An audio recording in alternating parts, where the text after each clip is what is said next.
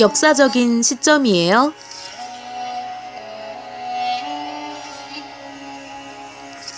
남과 북의 정상이 만나 화합으로 향하는 길을 걷고 있죠.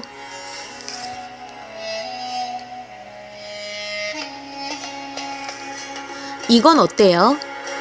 몇 년 후 추석에는 형제가 만난 것처럼 모여서 같이 만두를 빚는 거예요. 생각만 해도 설레지 않나요?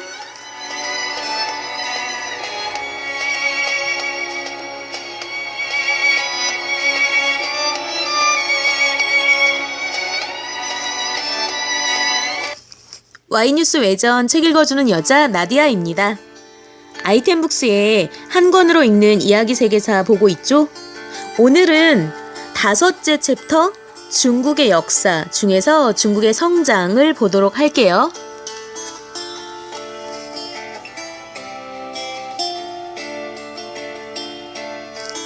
중국의 역사.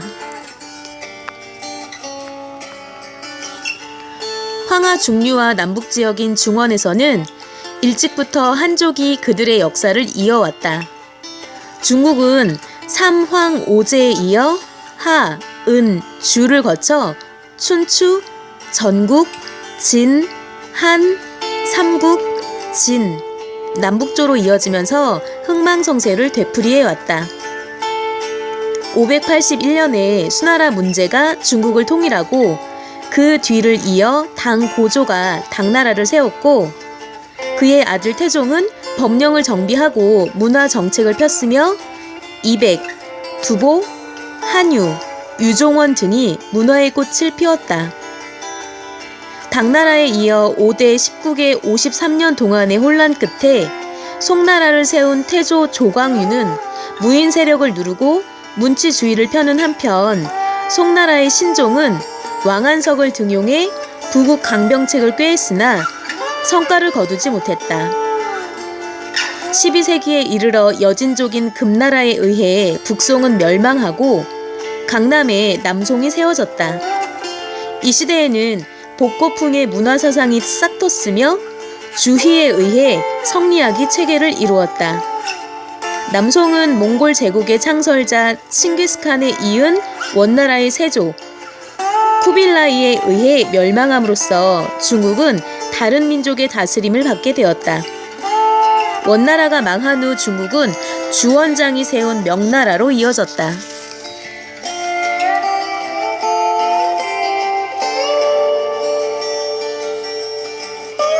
중국의 성장.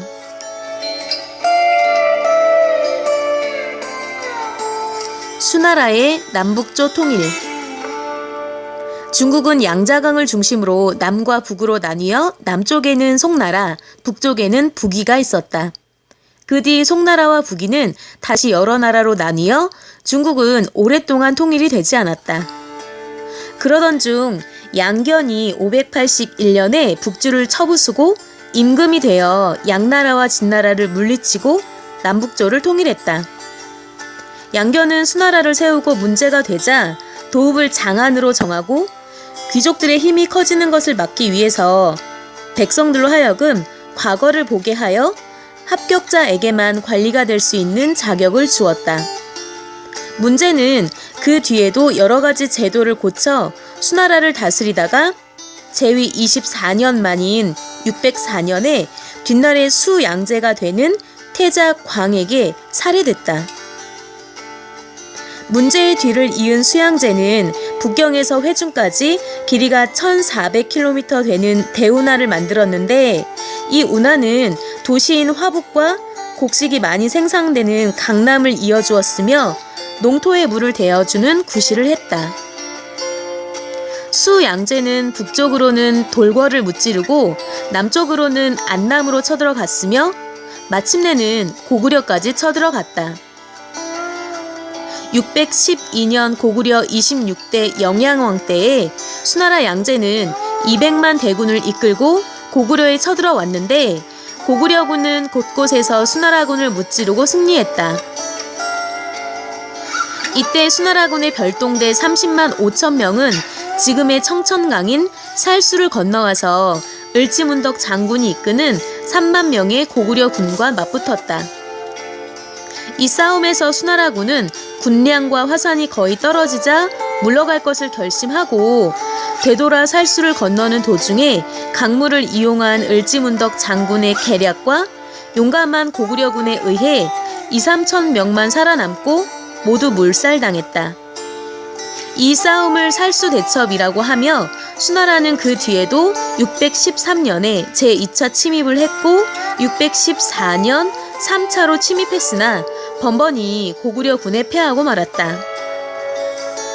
거듭던 전쟁으로 수나라는 경제가 몹시 어렵게 됐고 농민들이 반란을 일으켜 나라를 쓰러뜨리려 했기 때문에 결국 618년 당나라 고조인 이연에게 멸망당했다. 당나라의 성장과 문화. 당나라를 세운 이연은 스스로 황제에 올라 고조가 되었다. 당나라의 고조는 626년 그의 둘째 아들 이세민에게 황제의 자리를 물려주었는데 그가 바로 태종이다. 태종은 황제가 되자 율령격식이라는 좋은 법률을 만들었다. 이 율령격식에는 정치 제도 등이 자세하게 명시되어 있는데 중앙 정치 조직을 이, 호, 예, 병, 형, 공의 6부로 나누었다.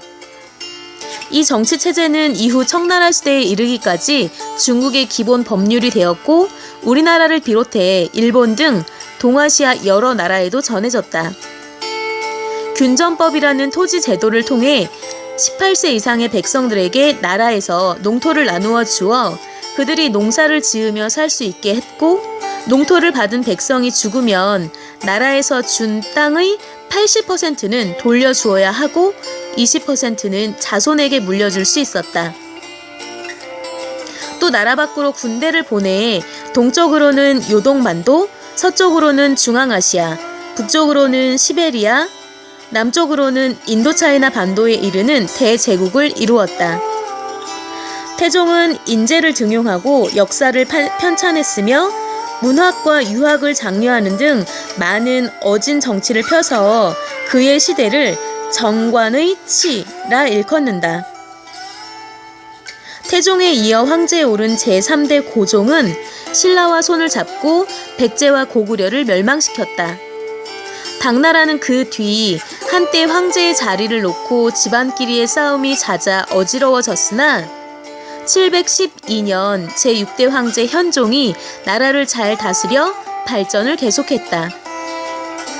인구 100만 명을 자랑하던 장안은 그 무렵 세계에서 제일 큰 도시였는데 외국인들이 많이 들어왔고 중국의 문화와 외국에서 들어온 문화가 어우러져 색다른 문화가 생겨났다.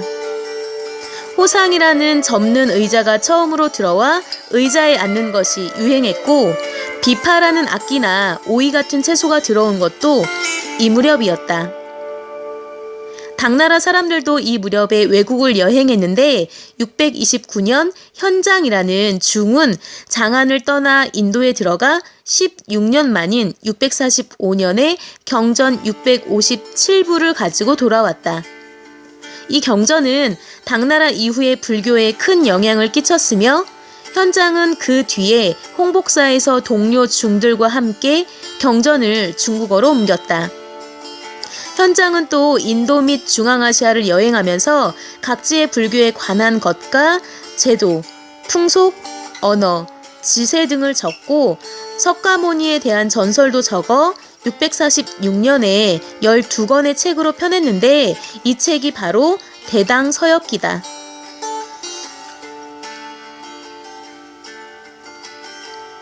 당나라에는 훌륭한 시인들도 많았다.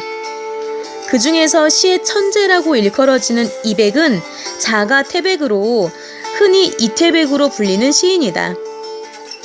이백은 타고난 성품이 호탕하고 술을 좋아하여 술을 마시고 흥이 나면 언제나 시를 쓸 수 있는 중국 최대의 시인으로 손꼽히고 있다.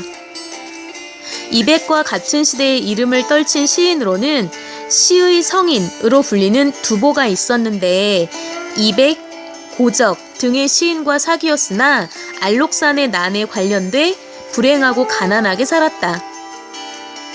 개원의 치라고 일컬어지면서 당나라의 육성시대를 이끌어가던 현종은 양귀비의 아름다움에 빠져 간신들에게 정치를 맡긴 끝에 알록산의 난이 일어나자 총나라로 달아나고 그의 아들 숙종에게 황제의 자리를 물려주었다.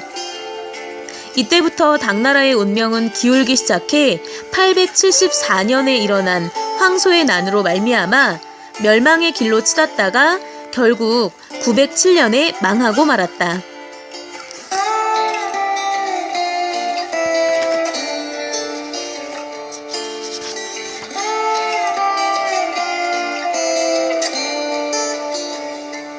송나라의 발전과 문화. 화북에서 일어난 5나라 중의 하나인 호주의 절도사인 조광유는 그의 아우 광의와 신하 조보에 의하여 제위에 오르고 나라의 이름을 송으로 정했다. 송나라 태조가 된 조광유는 당나라가 망한 이유는 외적의 침입을 막기 위해 각 지방에 내려가 있던 장군과 군사들 때문이라고 생각한 나머지 군사들을 모두 서울인 개봉으로 불러들여 다스림으로써 황제의 힘을 더욱 튼튼히 했다.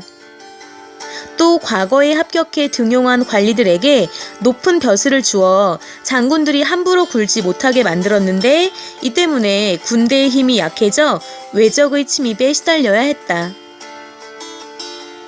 거란족이 자주 쳐들어와서 1004년에는 거란과 형제 관계를 맺고 해마다 많은 은과 비단을 바쳐야만 했으므로 나라의 경제가 흔들릴 수밖에 없었다.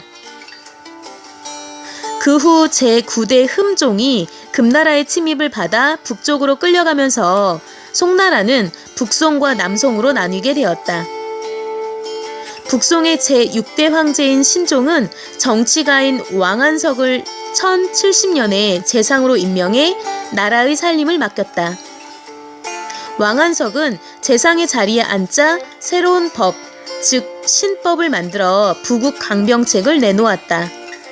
왕원석의 신법에는 도마법이 들어있는데 이 법에 따르면 북쪽에 사는 흉노, 돌궐, 거란, 위그르, 몽골 등의 유민족이 쳐들어올 때 이들과 맞서기 위해 한 집에 말을 한두 마리씩 나누어 주었다. 그런 다음 말먹이 값을 주어 기르게 한 다음에 전쟁이 일어나면 이 말들을 군사들이 쓸 수 있게 했다. 또 해마다 봄과 가을에 저렴한 이자로 관청에서 백성들에게 쌀과 돈을 구워주던 청묘법, 소상인을 부자 상인으로부터 보호하기 위한 시역법과 모역법 등이 들어있다. 신종의 뒤를 이어 황제에 오른 제8대 휘종은 취미와 도교 생활에 빠져 정치를 돌보지 않아 반란이 자주 일어났다. 휘종은 시와 글씨와 그림에 뛰어났는데 그림에서는 산수화조에 뛰어났으며 궁궐 안에 화원을 베풀어 놓고 화가를 키웠다.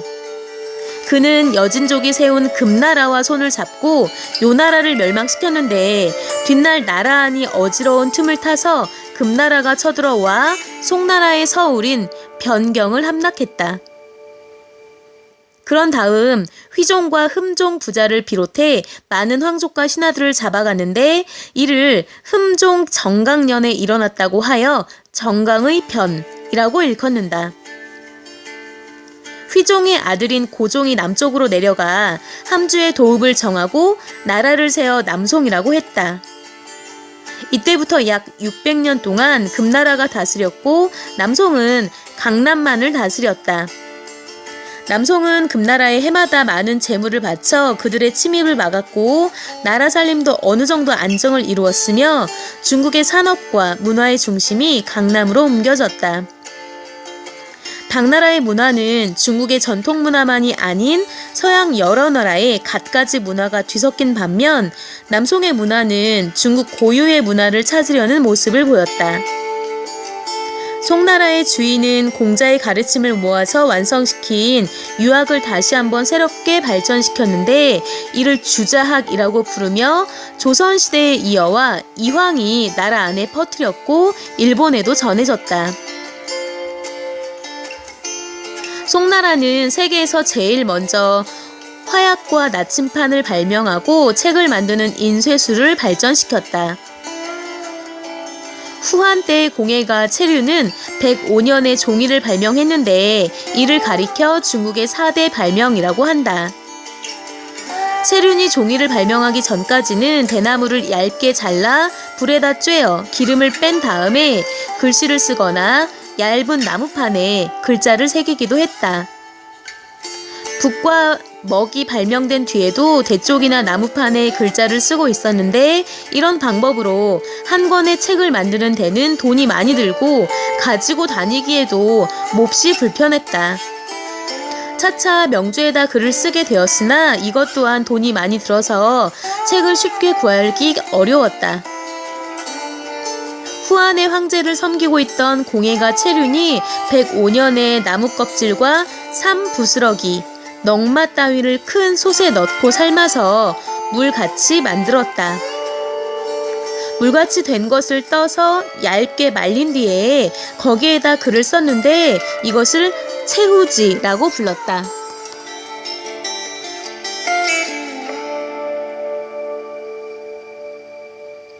지금의 종이 무척 귀한 거군요.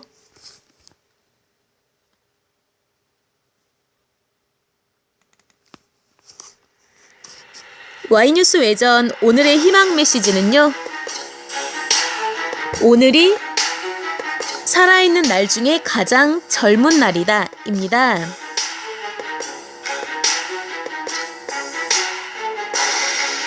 우리는 쉼없이 늙으며 죽어가고 있죠. 지금 이 순간 오늘이 가장 젊고 푸릇푸릇한 때입니다. 하고자 하는 일이 있다면 바로 지금 이 기회겠죠.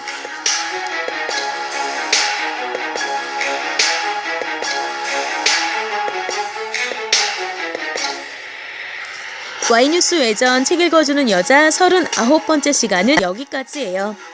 40번째 시간에 먼저 가서 기다리고 있을게요.